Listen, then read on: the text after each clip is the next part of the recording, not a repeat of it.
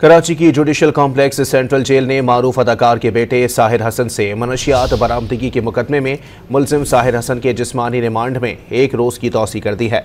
आपको बताएं कि कराची की जुडिशल कॉम्प्लेक्स सेंट्रल जेल ने मारूफ अदाकार के बेटे साहिर हसन से मनशियात बरामदगी के मुकदमे में मुलजिम साहिर हसन के जिस्मानी रिमांड में एक रोज़ की तौसी कर दी है। आपको अपडेट कर रहे हैं, कराची के जुडिशल कॉम्प्लेक्स सेंट्रल जेल ने मारूफ अदाकार के बेटे साहिर हसन से मनशियात बरामदगी के मुकदमे में मुलजिम साहिर हसन के जिस्मानी रिमांड में एक रोज़ की तौसी कर दी है।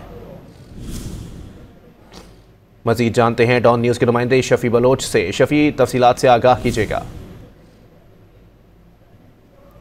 हसन को आज जो है वो जुडिशल मजिस्ट्रेट जिला सरकी की अदालत में पेश किया गया और तफ्तीशी अफसर ने पुलिस से जो है वो अदालत से मजीद जिस्मानी रिमांड की इस्तदा की और मुख्य अपनाया कि मुलजिम के खिलाफ मजीद तफ्तीश करनी है, मजीद सवाल इकट्ठे करने हैं और हो सकता है कि मजीद गिरफ्तारियां रिकवरियां भी हो सकती है।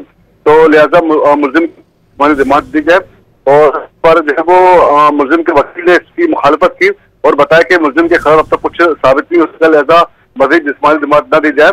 अदालत ने तफ्तीशी अफसर की इस्तदा पर जो है मुलजिम को एक रोज़ा जिस्मानी रिमांड पर पुलिस के हवाले कर दिया है और कल मुलजिम को जो है वो की इब्तदाई तफ्तीशी रिपोर्ट के अमरा पेश होने की हिदायत है।